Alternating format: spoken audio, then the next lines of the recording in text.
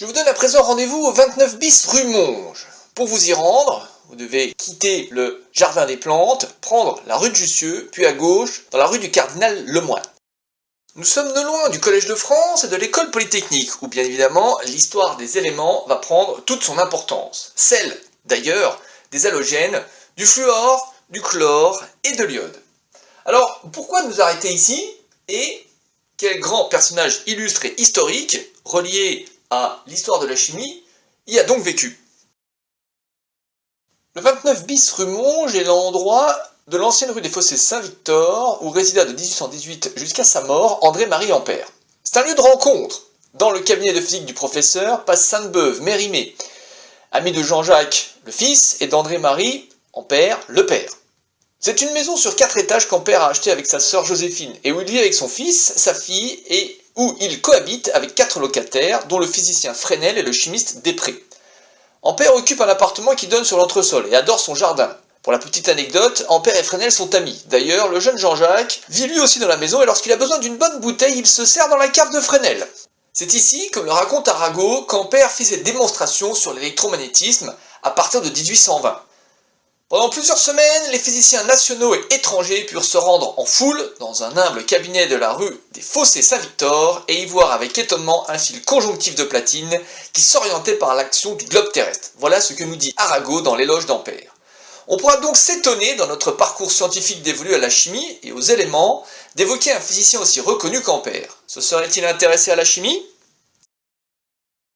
Eh bien, c'est ce que je vous propose maintenant de jouer avec Ampère. En fait, l'on sait que l'homme a eu de nombreuses passions durant sa carrière, mais certaines en particulier l'ont fortement marqué. Alors, à votre avis, quel était le domaine qui passionna le plus Ampère? Était-ce la philosophie? Était-ce la religion? Était-ce la chimie? Ou était-ce les phénomènes magnétiques? Eh bien, en fait, Ampère eut 2 passions principales, que l'on peut retrouver dans sa correspondance d'ailleurs. Et ces 2 passions sont la philosophie et la chimie. Mais des 2, Ampère se passionne tout d'abord pour la chimie, une passion qu'il va vivre intensément à Paris, après son arrivée à l'École Polytechnique. Car il ne faut surtout pas oublier qu'Ampère s'intéressa sérieusement à la chimie de 1811 à 1816, qu'il produisit une classification naturelle des éléments, mais surtout qu'il fut le correspondant d'Humphrey Davy en Angleterre, le grand chimiste qui l'aida dans ses investigations. En effet, c'est à la suite de ses découvertes sur le chlore, Davy dit chlorine, Ampère serait avec Mons l'un des 2 chimistes à introduire le mot chlore en français, en fait son équivalent, qu'Ampère l'encourage à s'intéresser au fluor et à l'iode. Pour notre ami chimiste, Ampère, il y a une similitude dans les propriétés chimiques de ces 3 éléments. Davy le reconnaîtra, il doit à Ampère le nom du fluor, d'ailleurs lui parlera de fluorine. Mais si Ampère s'intéresse à la chimie, c'est parce qu'il a sous les yeux, non loin d'ici, les meilleurs chimistes de France de son époque, qu'il travaille à ses côtés dans la plus prestigieuse école, l'École Polytechnique. Celle-ci, à l'époque d'Ampère, se trouve non loin d'ici. En fait, en remontant la rue du Cardinal Lemoine, vous pourrez apercevoir sur votre droite, entre les numéros 48 et 58, la façade arrière de l'École Polytechnique, à présent rattachée au Collège de France. On le voit Ampère, alors à l'époque professeur d'analyse et de mécanique, à l'École Polytechnique, n'avait pas long à parcourir pour aller travailler. Alors en fait, en 1794, lorsque la création de l'École Polytechnique est décidée, il faut lui trouver un emplacement. Et c'est à l'hôtel de Lassay, à côté du Palais Bourbon, qu'il fait le choix d'implanter l'école.